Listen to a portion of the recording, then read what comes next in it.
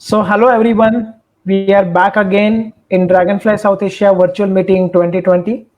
This is the third lecture in the series, and the lecture is titled as Larval Taxonomy of Odonats by Prosenjit Don. So, let me take a few minutes and introduce our today's speaker, Mr. Prosenjit Don. Prosenjit is associated with Dragonfly South Asia from really long time, and he is one of the admins of Dragonfly South Asia Facebook group. He has been continuously contributing in our yearly activities and also always connected with us whenever we require, his attention and his time. By profession, he's a college teacher and he's also an entomologist by training. His research mainly deals with the taxonomy and behavioral ecology of larval odonats. Over the period of time, he has generated quite a lot of knowledge in identification of odonata larvae and their behavior. He's interested in understanding natural history and conservation of all sorts of flora and fauna in general. He has worked a lot in Sundarbans of West Bengal. He has been associated with Zoological Survey of India earlier, and his PhD is on dragonflies of Chhattisgarh, which he has been doing with University of Kolkata. So he'll be sharing today with us a lot of knowledge that he has acquired over the time. A lot many small things that we tend to miss out when we look out for dragonflies. We generally don't look at their larvae, but sampling larvae and understanding larvae can provide a lot of information about dragonflies. So I introduce once again Prosenjit to all of you. I hope in the coming few minutes you will have a feast of knowledge shared by Prosenjit. So welcome Prosenjit on board, and I hand it over to you. You can take it from here, Prosenjit. It's my privilege to have a session in Dragonfly South Asia Virtual Meeting 2020. So we already had two lectures on the introduction of odonats and the adult odonata taxonomy. So that's why now you people already know about the dragonflies for at least to some extent. So today I'll be mostly telling you the stories about the larval odonats and obviously my experiences over last few years while working with these odonats. So, okay, I'll just start the talk. Okay, so we already know dragonflies and damselflies, how they look like. And you have also seen the larva. So how the dragonfly larva and damselfly larva looks like. So let's go to some more details, like why we are studying larvae, why to know about the larva. Okay, so Pankaj already told you about the life cycle of the odonats, that is semi-aquatic or we can call it amphibious. That is, half of its life cycle is spent in the water and half of its life cycle is spent in the terrestrial life. This is the line diagram, but if we see the actual thing, this is how it looks like. So this is a species known as beach jewel. It is very common species and we often see them around our locality. So there is a female laying eggs on this Commelina branch, and these are the eggs, and then the egg hatches after at least 10-12 days. Then it grows up to a smaller larva, then a bigger larva, and then when the larva is mature enough and it emerges out to be an adult. Okay, so this is the male and the female of the beach jewel. So now earlier you heard about this larva and you know about the adult odonata. So here we are getting the mold of the adult larval odonata, that is the remains of the larval body. So this shell or mold is known as exuvia. Okay, so this is the better picture for you, so you can just understand how the things are going on. So see, here the larva, this is the mature larva and the adult is coming out and it is gradually growing its wings. Then it reaches the final stage of the body size and it will take some more time to dry up its wings to take the first flight. So this is the exuvia I am telling about, this rest part of the mold. Okay, so first we learned about adult Odonata. Then we came to know about larval Odonata. And now we got exuvia, that is a larval mold. Then we are confused if we are going to know about odonates, or if we are going for sampling or to identify odonates. So which one to look at? Adult odonates or larval odonates or exuvia? So there are different hypotheses and there are different beliefs. So maybe Pankaj will be telling you about that in the sampling and survey session. So I'll just help you to understand some larval characters or exuvial characters, so that you have the both option to study adult and larval odonates. Okay, so let's start. First thing we have to do, we have to be geared up to go for larval study. So first thing we have to do, we have to collect some larvae. So for the larval collection, we need few things like the D-loop net, that is an aquatic net. Why it is a D-loop? Because most larvae, they remain attached with the substratum, that is the mud. So if you are going for larval collection, you have to reach the mud. So if you use a round net, then you cannot touch the whole ground you are sampling. So that's why a D-loop net. And then white pan tray. So this tray, we'll see how it helps. Then other things are there. And obviously some containers to collect the larvae. So fine, we'll go for larval collection. Let's go. Okay, we are here in a habitat. It seems that we can see some larvae here because water is there. So as they are aquatic and there must be some larvae. So I have the D-loop net with me and I will go in the water. I will take a scoop in the water, and after taking the scoop, then I will simply just check few things if it is anything is visible or not, and then I will empty them in the white pan tray, and then let's see what happens. So we get our larvae. So we already have the dragonfly larvae with us. So now we can start studying them. So this is the process of collection. Oh, we have done the larval collection, but what about the exuvia? We didn't see the exuvia, we forgot. So let's go back to the field and look for the exuvia. So if we go back to the field and we look for exuvia, we should look for exuvia in this substratum where the final larva, they can emerge to an adult.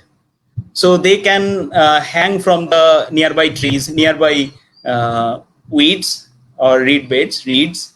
They can hang from grasses. They can like emerge on small pistia and eichhornia emergent vegetation. Even they can climb up walls beside the water and emerge. Okay, so where we have to look for exuvia, we already got to know. Then we collected the exuvia, took them to, back to the lab. Then we second thing is preservation. You have whatever you are collecting. The best thing for these exuvia is, if you are collecting exuvia, they are already dead. Like it is a remains of the larval body. So you are not harming directly the animal. So it's best to collect these exuvia, and there is no harm to the insect, and you can collect them in dry condition. You can collect them in 70% alcohol, 70% ethanol. So if you collect them in 7% ethanol, that is better because it keeps it soft so that it doesn't break. And eventually you can stretch it by softening up. You can stretch it and mount it on a cardboard, or you can just pin it so that all the characters are visible. So all the key characters should be visible, so that you don't know no need to again and again take out from the vial and stretching and all these things. So for this condition, you can see the characters very easily and identify the larva. And obviously, every time you collect the larva, remember to keep a temporary tag with it. Date and place is must, and there are additional informations like who collected and the weather condition of that day, so that you can put it separately, but date and place is mandatory and it should be with the specimen. Okay, so first thing we saw how to collect the larva, and then we saw how to collect the exuvia. So if we collect the larva, then if you are going to keep the larva in like water, so you have to know how to rear them or how to like keep them alive. Otherwise, if you just kill them and preserve them in alcohol, so then it becomes very difficult to identify them. Some of the characters are not present in the earlier stage of the larva. Only when they are mature and in the last like final stage of the larva have those characters which we use for identification. So if you kill the larva in some earlier stage, then you may not see those characters.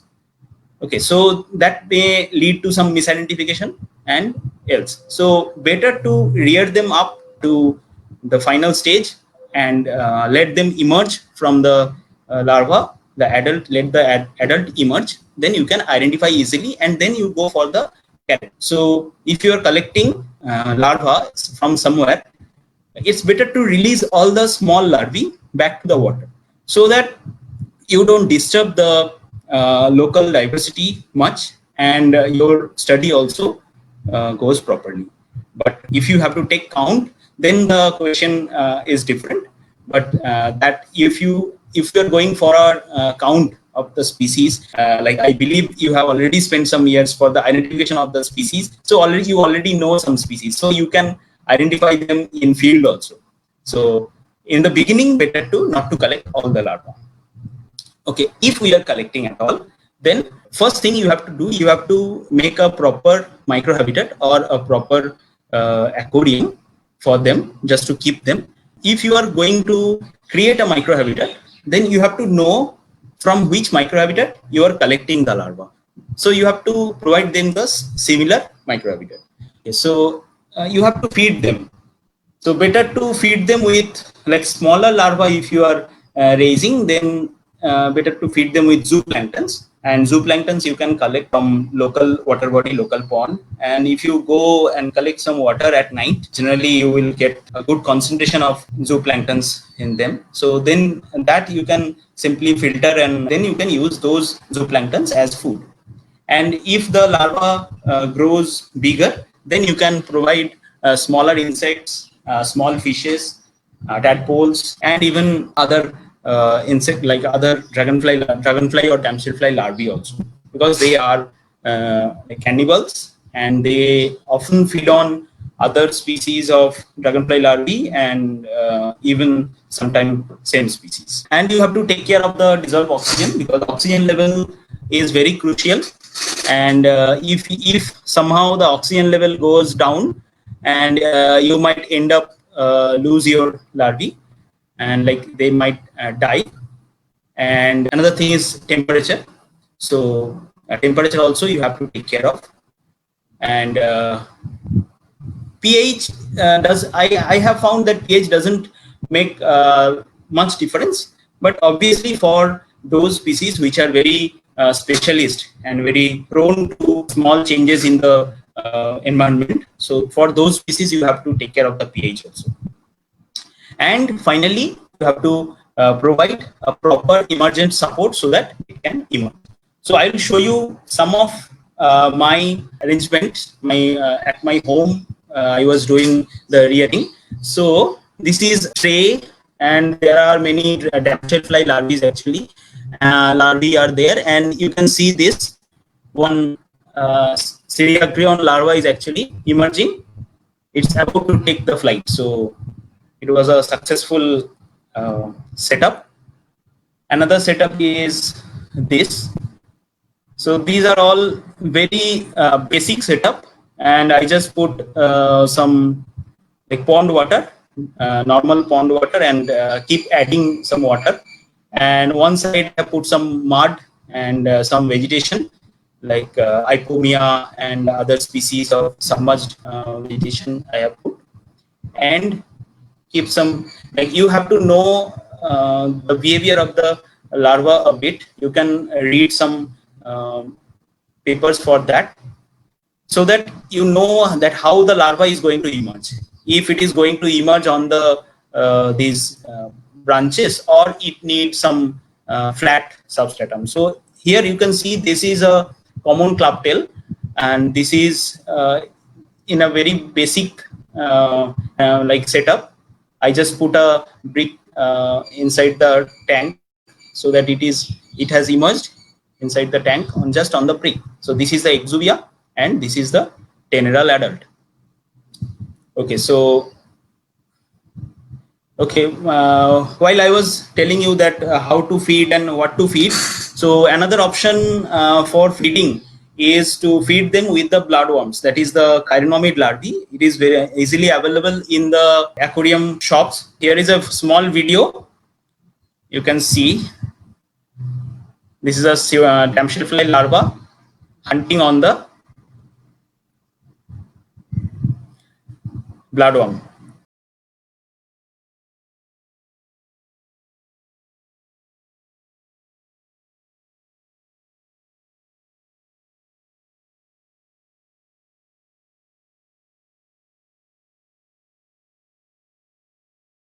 This is the organ that helps them for hunting. So I'll tell you about this later.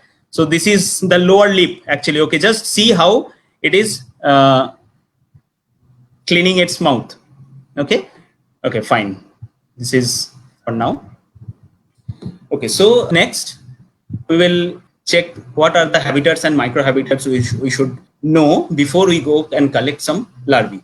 So this is like you can go for collection, you can go for larval collection in any pond and any aquatic body, but you may not find more larvae, and you may find only one or two species. You may not find a diversity, and you may end up in a decision that this pond or this ecosystem is not that much diverse in case of species diversity, but that may not be the actual story. So suppose this pond, here you see there are vegetations, there are submerged vegetations, and there are emergent vegetations, and there must be some mud underneath.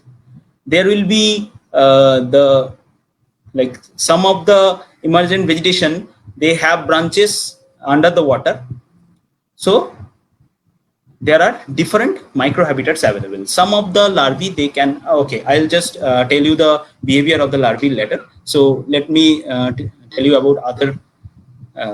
Okay, so marshland, mostly marshlands are specialized by having more number of grasses, reeds, and weeds. So more emergent vegetations will be there, and there will be more possibility that you will find those larvae which are dependent on the vegetation. Okay, so these are river beds, and mostly the floor is sandy. So you can see there is no aquatic vegetation at all. So you might think that there will be no dragonflies available, but actually the dragonflies will be definitely there, but the species and even the families will be different.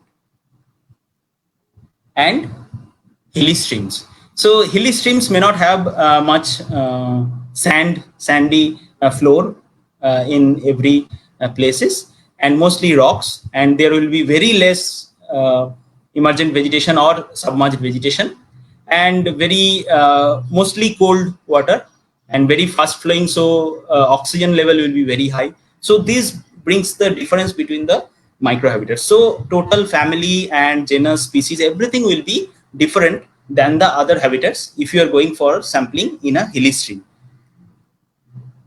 Now I will come to the type of the larvae and what kind of larvae you will find in which habitat. So there are as there is a behavior session, and behavior session actually will be telling you about these behaviors in detail. So I'll just tell you a few things.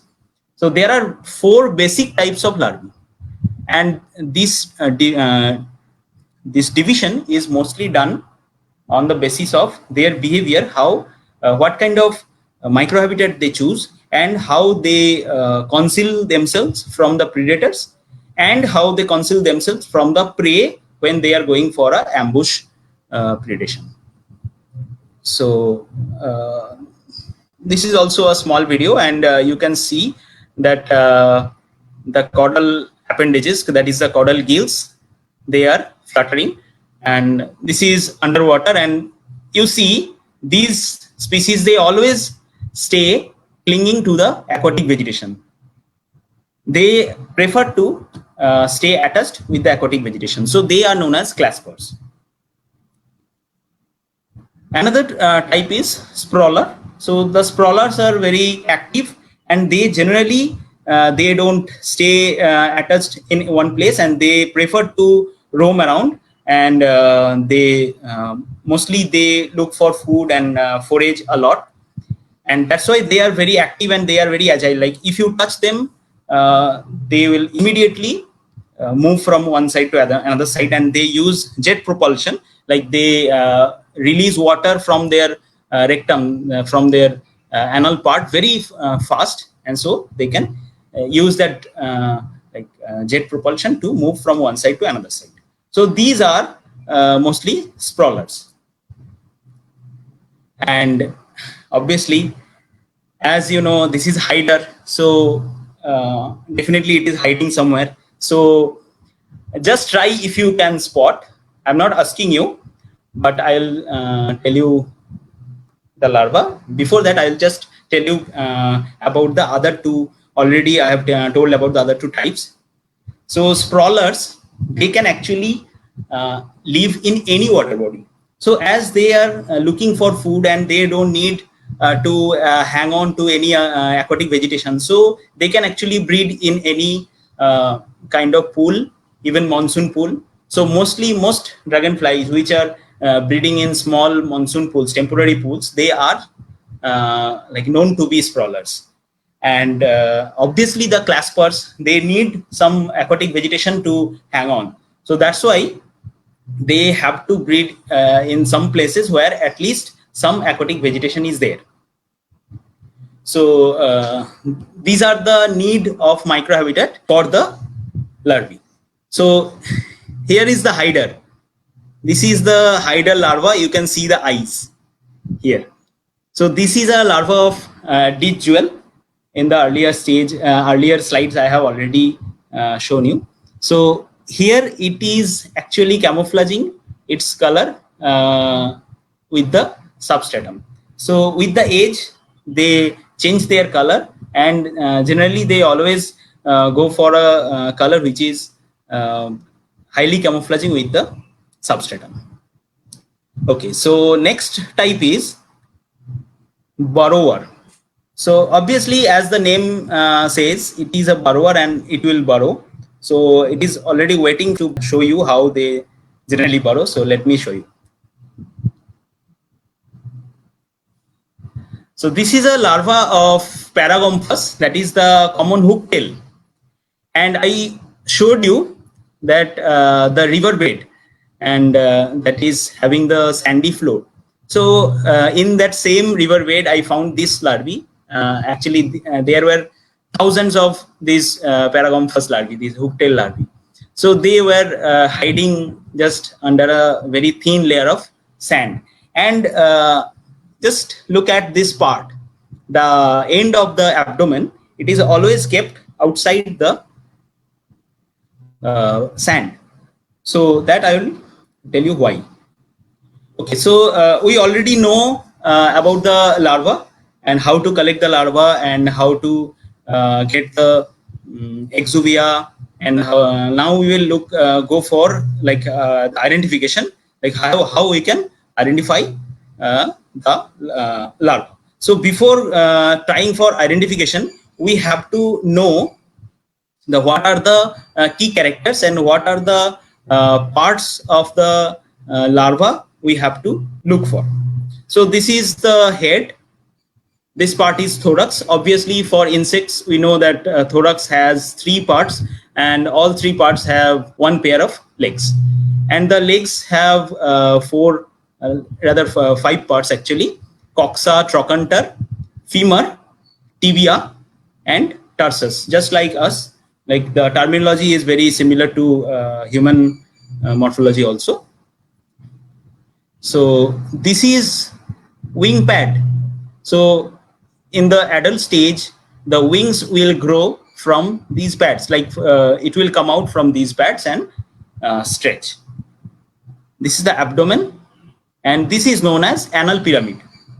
So just to make the things much contrasting, I have made this drawing. So this is the same head, thorax, wing pad you can see now, and always there will be 10 segments, 10 abdominal segments, always, for the adult and for the larva.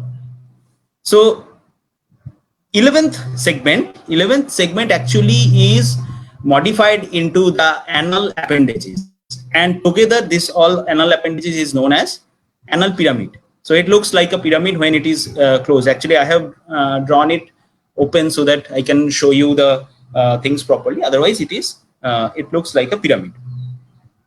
Okay, so let's see some more characters. Okay, so you already saw how it was hunting. So it was the lower lip or labium that helps them for hunting. Okay, so this is how it looks like, and this is the antenna. This is the labium in from the frontal view. So this actually works like a spring, and they generally actively throws it forward, and by the action of the muscles it automatically comes back. Okay, so they have to just throw it, so that then automatically it will come back. Okay, so this is the labium, and the terms you may not find very easy, these terms, but it will be like those who are interested in larval taxonomy, like core larval taxonomy, for them actually I have kept these slides. So you have to know these parts properly, because most of the keys will tell you like movable hook is small and end hook is present or not, like that. Median cleft is not present in all species, like see here it is not there, here it is present, and here the movable hook is very small, and here movable hook is very large. So, and this labium is spoon shaped. Okay, see, it's spoon shaped, but here it is flat. So these are the characters you have to look for, and these are very important thing, this premental and these are pulpal. So this is labial pulp, and that's why these are pulpal, and this is prementum, so these are known as premental. We need to count the premental for species identification. So that's why I was telling that you have to look for the final stage larva. Otherwise, it is very difficult to identify properly, because it is exactly like our mustache and beard. So with age, the number of the CT increases, and after a certain age of the larva, all the CT will be present. So if you find a very early stage of the larva, then you may find it very difficult, or you may like end up identifying wrongly. So that's why best to collect final installer. So this is the abdomen, and in the abdomen we have to look for mostly 3 characters, 3 places. One is the dorsal spines. These are the dorsal spines. These are the lateral spines, and this is the anal pyramid. So in anal pyramid, 3 parts are there. The middle one is epiprop. The green ones, that is the two sides, those are the paraprops, and rest are cerci. So these are the actually appendages that grows into superior and inferior anal appendages of adult. So these are the larval appendages, and these grows into the adult anal appendages. Okay, so now the key characters actually shows you, like key characters often tells that dorsal spines present or not, dorsal spine absent or not. If the dorsal spines are present from like all the segments or only few segments, and number of segments having dorsal spines, and similarly lateral spines. And obviously length of the spines is also important. You can see this is a different species, this is a different species, and the lengths are also different. Okay, so we saw the characters for dragonflies, and this is a damselfly larva. So most characters are very similar except the caudal gills. So these caudal gills, or better to call them caudal appendages, are not present in case of dragonflies, and this is always present in case of damselflies. And other characters are very similar, and these are some additional characters I have put for you: mandible, maxilla. These are mouth parts, and this is a magnified photograph of leg, and this is the end of the leg. So this is tibia, and these are 3 tarsi. So 1, 2, 3 tarsi. And see this part, this is known as tibial comb. Why it is known as comb? That behavior you will see in this larva. This there are arrangement of few spines. So what they do, just check. They are cleaning the face with that tibial comb. That's why it is known as comb. So they like they groom themselves by this comb. That's why it is known as tibial comb. Okay, so fine. Now we know the characters, what characters we should look for, and now I will try to go through the families of dragonflies and damselflies, and telling you about the characters of those dragonflies and damselflies. And but I will not touch every family because it is very difficult to understand all the characters of all the families. But I will touch more like all the 4 very popular families of both dragonflies and damselflies. So here Asnidae, that is the darners; Gomphidae, that is clubtails; Libellulidae, that is the skimmers and hawks, which is most common and easily seen dragonflies, and another one is Macromidae. Okay, so there are families like Cordulidae, Cordulegastриdae, Synthesmidae. So that I am not going to tell now. Okay, so this is the these are actually a collage of larval body parts of the Asnidae or the darners. Darners are huge in size, and they are very good flyers. So obviously their larvae are very like big in size, and it may be sometime like 5 centimeter in size, one dragonfly larva, and maybe bigger than that, or sometimes smaller than that also. So you have to look for the labium. Like if you get a larva, and if it is a long one and quite big in size, then look for the labium. Labium is flat. This is not spoon shaped. See here, it is flat. And look for the antenna. See, antenna is 7 segmented. 1, 2, 3, 4, 5, 6, 7. 7 segmented. So if it is 7 segmented antenna and the labium is flat, then like high chance it is a Asnidae larva. And some other characters are also there that can identify a Asnidae larva. Like some of you already know, and it will be discussed that the Asnidae, they lay their eggs endophytically, that is inside the plant. So the larva also show the presence of ovipositor here. So this is the ventral portion of a female larva of Asnidae. So this is the ovipositor. So if you get a male, then you will not see it. Okay, and head shape is very crucial for at least up to genus level. Okay, see here we have 4 different genus. Anaciasna jaspedia is the rusty darner. It is a very small larva, so easily identifiable, but head shape is different. See, and Anax indicus or guttatus, whichever. This is a very big larva, but they are like sometime. Okay, so let me tell you one thing. Not only the characters help you for identification, often the geographical distribution is very important.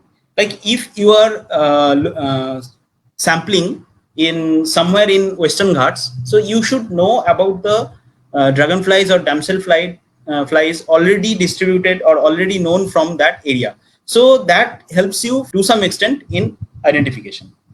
And at least have a checklist with you so that you like you don't end up to put the larva in some other family from other place. Like if there are mistakes, like yesterday in the adult odonata taxonomy talk, Paragda told that this Agriocnemis pyris and Agriocnemis lacteola, they are very similar looking species. So there are mistakes that people have identified lacteola as pyris. That's why lacteola is reported from Kolkata.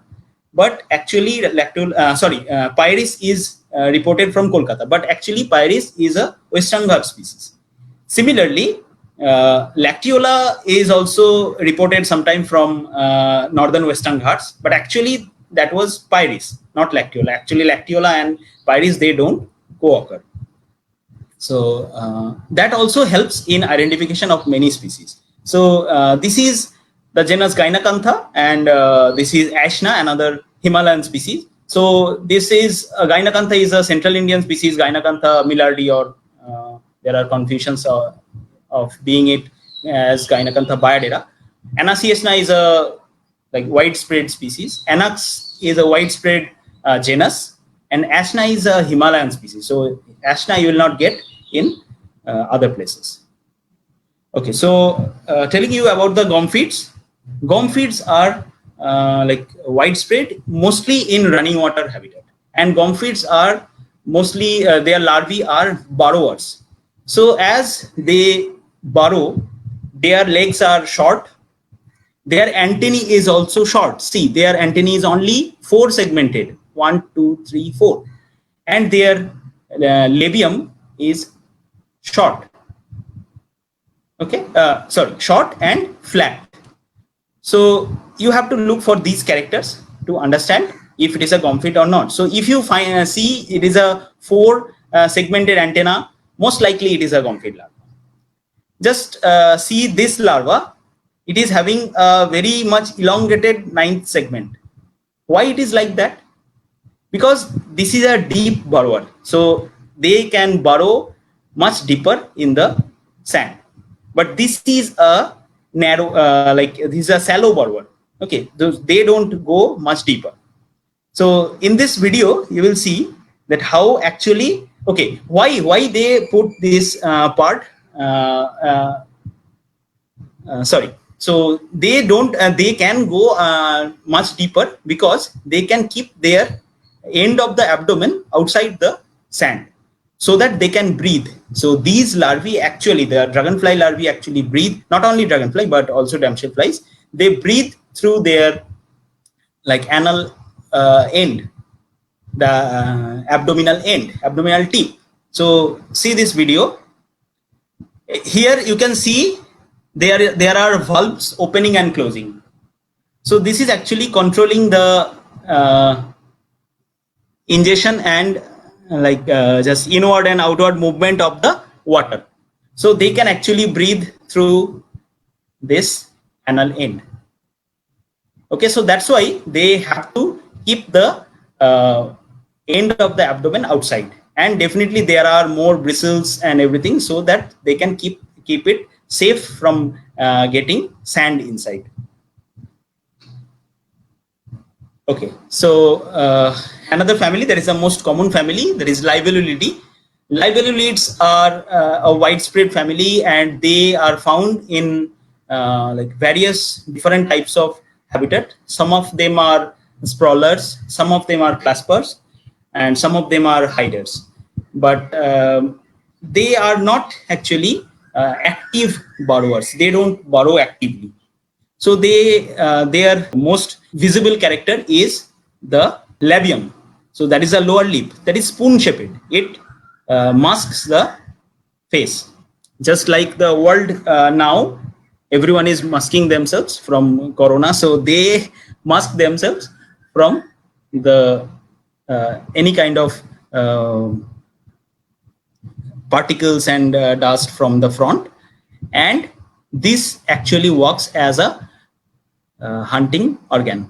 So this is a like magnified photograph of a labium, and these are the premental city, as you already know, and these are the pulpal city. So here you can see the count is more, like at least 10 12 pulpal city are there, and premental city is also good in number.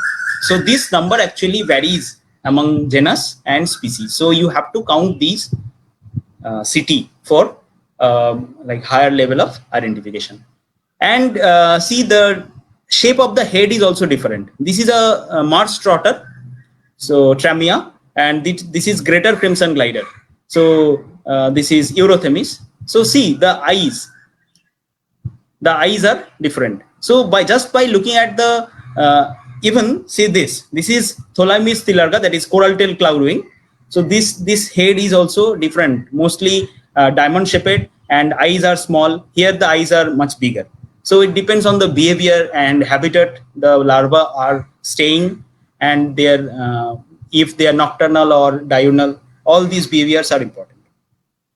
And you have to look for the dorsal spines and lateral spines and length of the spines, everything.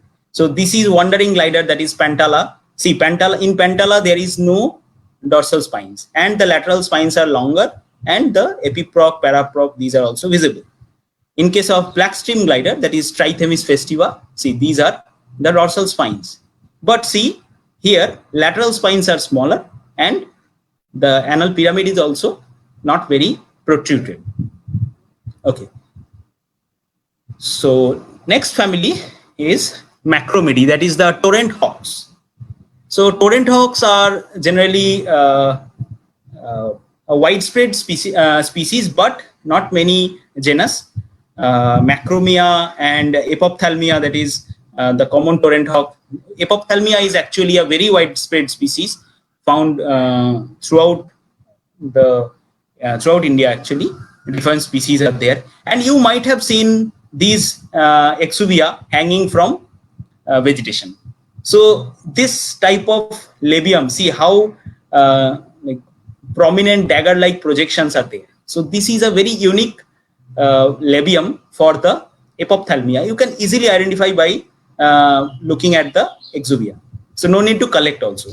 And if you go for further identification, like if it is Epophthalmia frontalis or vittata, like further, then you have to collect larvae from different parts of the country, and you have to compare them. Okay, this is Macromia. See here, Macromia is also having a spoon-shaped labium, but the difference is this horn-like projection. No other genus under Macromidae have this horn-like projection. Okay, here also the antenna is 7-segmented, so no need to worry. And this projection is horn-like, and eyes are also very small and protruding. Okay, so this is Macromia. Macromia have many species under the genus, but it's very difficult because very few species are described yet. So that's why I cannot say which species. Probably Macromia murray, but I don't know. Okay, so now I will jump into the damsel flies, that is the Zygoptera suborder. So among damsel flies, I will discuss 4 families. Lestidae, that is the spread wings, Calopterigidae, that is the glories, and Cynagrionidae, that is a very common, that is all the darts and dartlets, and Platycnemidae. Earlier Protoneuroidae was a different family, but now they are merged in under Platycnemidae. So that has actually brought many difficulties for the larval identification. So the main character for larval identification was a length of the antenna.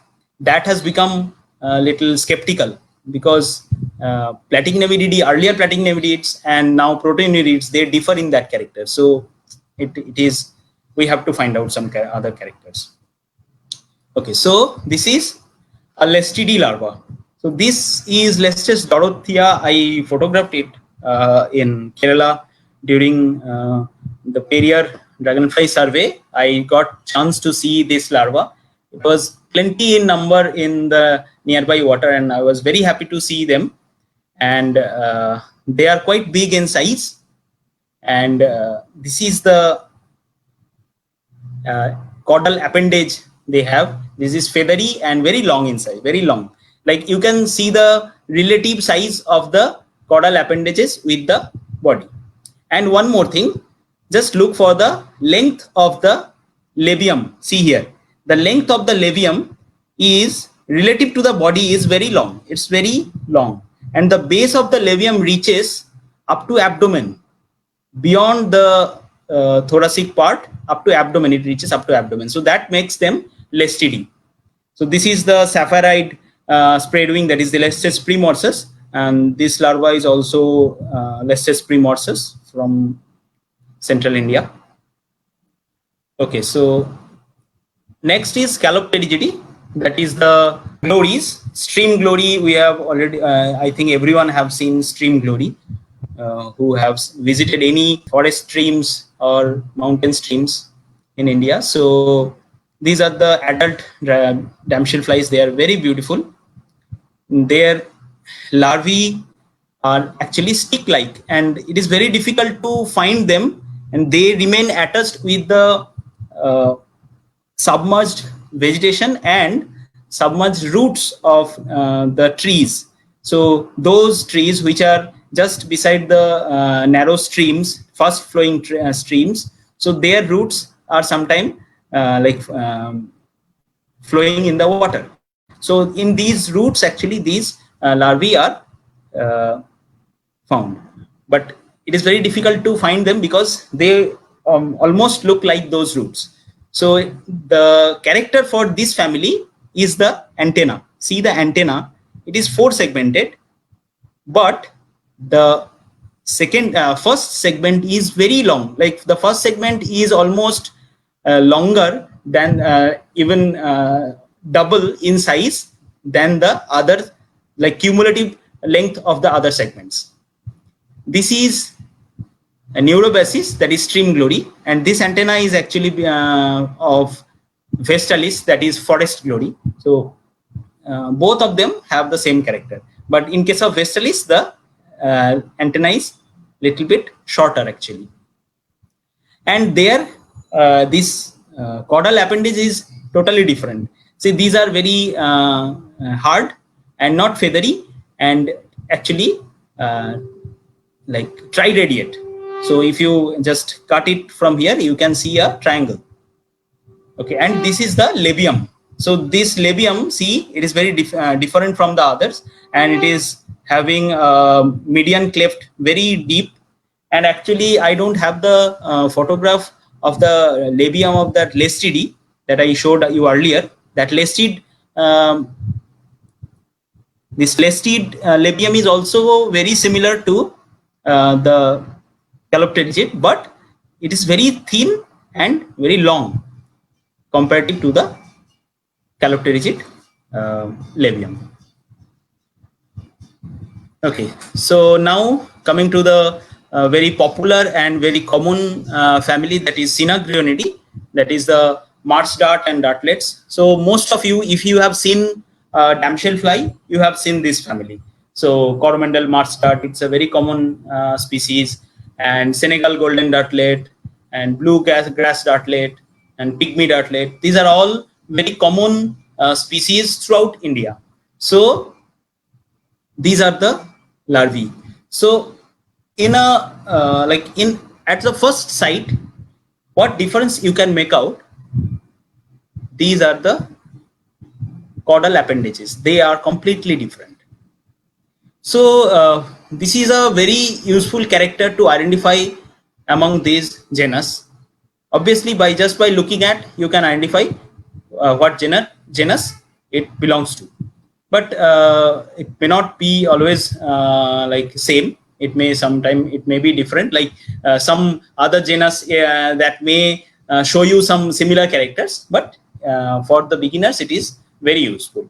And if you go further, checking within the genus, like these are two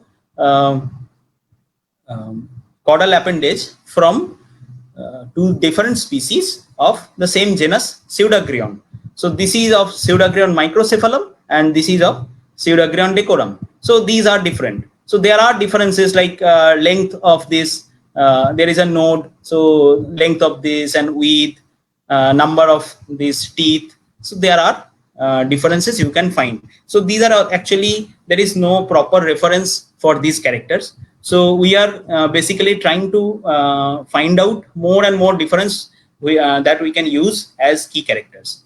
So these are the labial pulps. You already saw the labial. So this is the labium and one part of the labial pulp. So this is left labial pulp of microcephalum, Pseudagrion microcephalum, and this is right labial pulp of Pseudagrion decorum. I have put them together just to understand the difference. So see, there are differences in the characters. So these are very cryptic differences. You cannot understand these differences unless you check them under microscope. So it's very difficult to identify up to species without checking them under microscope. So if you are a beginner, so better not to go for species identification in the beginning. For the beginning, you can just simply identify the genus and keep the exuvia for future examination. And in future, gradually, actually, you can understand the characters. And when you have access to good microscope and even good camera also sometimes helps, then you can identify them.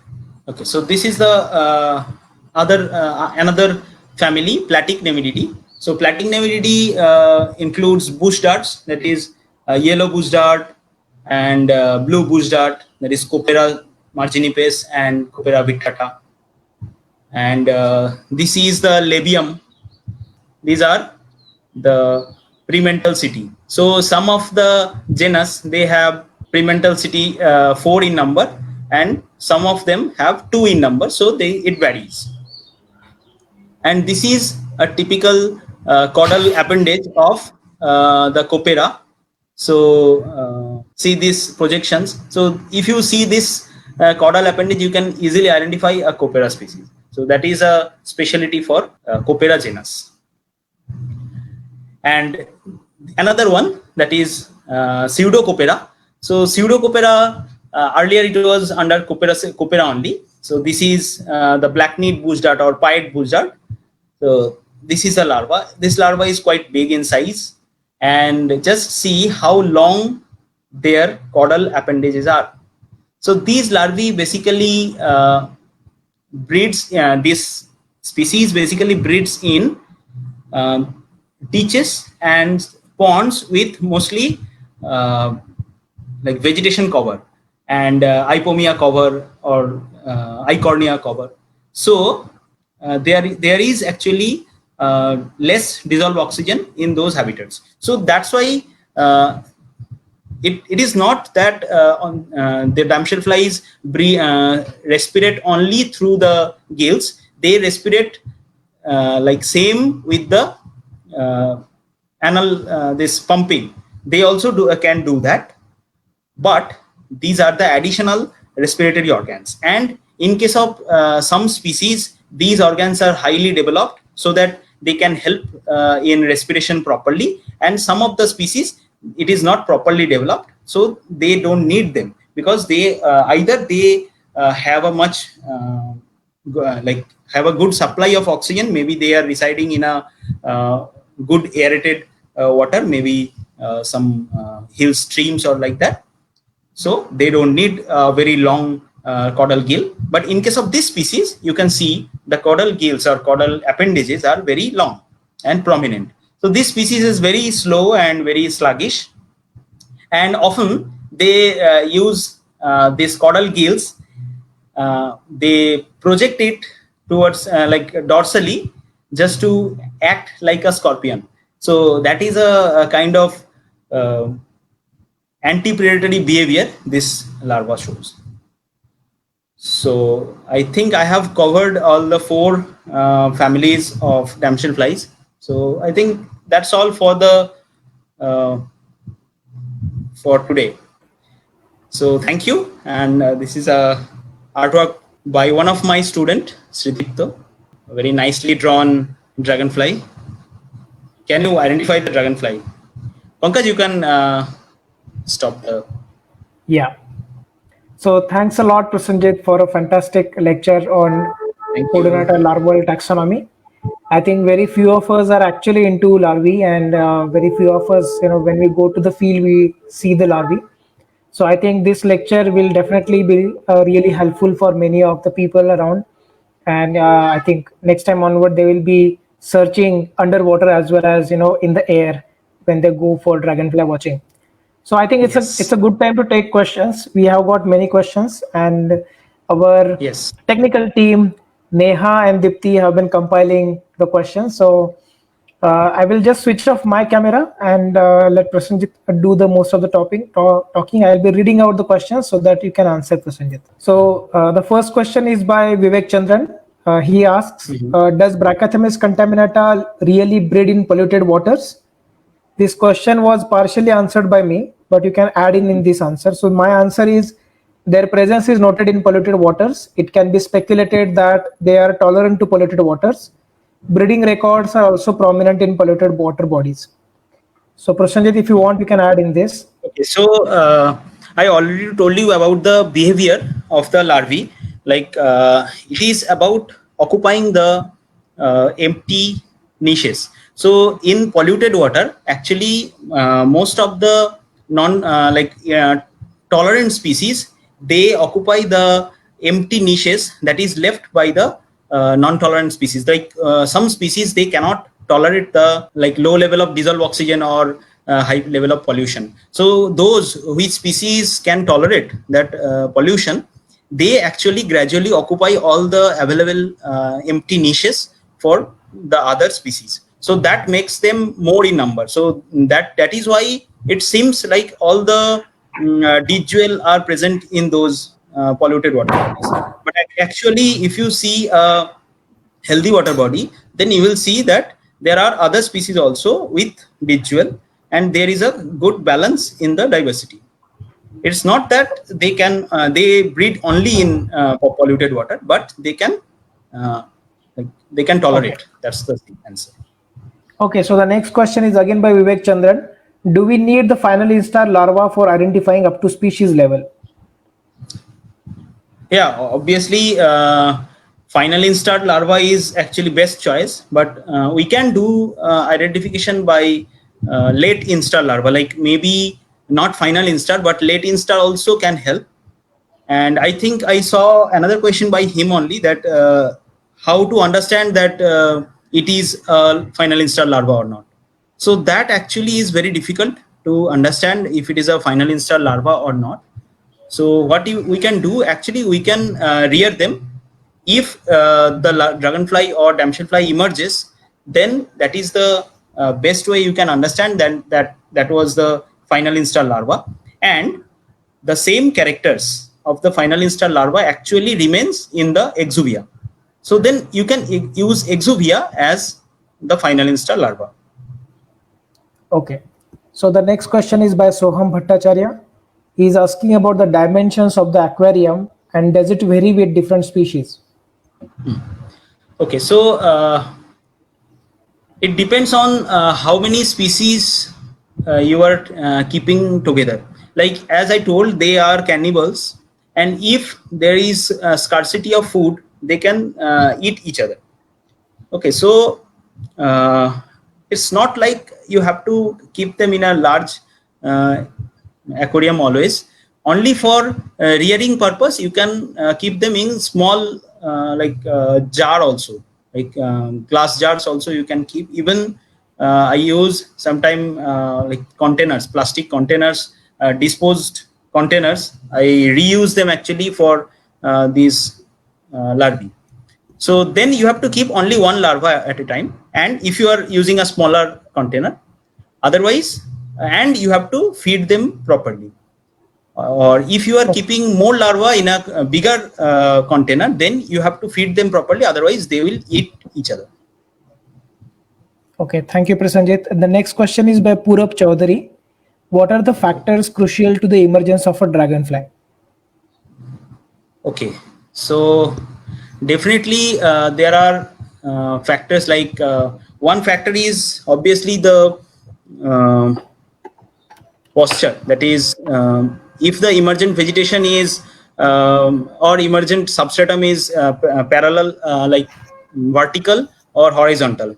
So some of the species, they need a hanging back posture, so they have to hang back. Uh, and they need a vertical posture, vertical substratum, and some of the species, they need horizontal substratum. But there are exceptions. Like I have seen this common clubtail to emerge from vertical wall. Generally they don't do that, but there are exceptions. And others, definitely light is a factor, because dragonflies generally they emerge at night, because during emergence they need at least 2 to 3 hours for to take the first flight. So during daytime they will be more prone to the predators, so that's why they prefer to emerge at late night. Yeah. So the next question is by Suraya Khan. Can we differentiate male and female at larval stage? Yeah, it can be differentiated, and there will be projections of mostly female can be easily identified. Female will have the ovipositor in their abdominal tip, so that can be easily identified. Okay, next question is by Dipti Thakuria. Libellulae larvae antennae contains how many segments in the final instar? 7. Okay. So Abhishek Chatterjee is asking, is there any book with clear pictures of the larvae for each family which we can refer to in the field? I think the book by Subramanian sir, this book already have some keys for the larvae, and for Indian larvae there is no other book. And there is a book by Steve Cham for the British dragonflies. Okay, so that actually have some genus common, but it's not for the Indian dragonflies. So basically we are planning to make something like that, not yet. Okay, the next question is by the Dragonfly South Asia team to you. Are you going to write a book with clear pictures of the larvae of each family which we can refer in the field? Definitely, definitely, and that is my actually target. And I am gathering more and more photographs, and I want more people to try this, because like for the like Western Ghat species and for the Himalayan species, it is very difficult for me to every time visit there and sample. So if more people from different parts of the country, they start doing this, I can help them with the identification part and all, and collaboratively we can do that. Okay, so if they want to buy entomological supplies, especially for collecting larvae, do you have any company in mind from where they can get it? Okay, so actually better to make your own arrangements. Like this net, D-loop net, you can easily make it at your home, or there are many different companies. You can simply search in Google for D-loop net, okay, or aquatic net. There will be many suppliers, and Rescolor is one of them, Rescolor equipments. But I think I have not bought any net from the beginning. Every time I have made my own, because then you can actually fulfill all your needs. Okay. So one last question we'll take from Vivek Chandran again. Are larvae littoral organisms? Do they occur in deep waters? Yes, and okay, deep means first thing larvae. There is only one species known from saltwater, so there is no insects in the very deep in ocean. There is nothing. And in case of ponds, some of the species they live like not very deep. There should be some zooplankton movement, there should be food, so only where zooplankton movement and insect movement is there, they venture on those parts, so mostly on the sides of the uh, ponds and lakes. Okay, I think one interesting question has come up, so I'll take that and then we can stop. So this is Okay. the last question of the session. What are the Okay. predators of larva in different aquatic habitat? That is, the predators of claspers vary over burrowers. So the person is asking whether the predators of claspers are different Mm-hmm. than the predators of burrowers. Oh, okay, got it.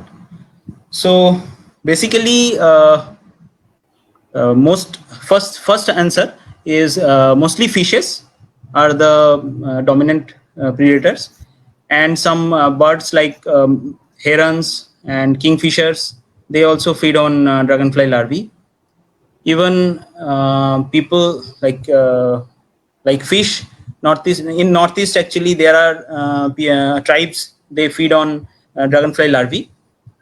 So for the birds and fishes, mostly there are different fishes living in different habitats, like those fishes which live in with the aquatic vegetation, they have their own strategy to find out these larvae, and those species which are living in open river bed, they have their own strategy to find out these burrowers.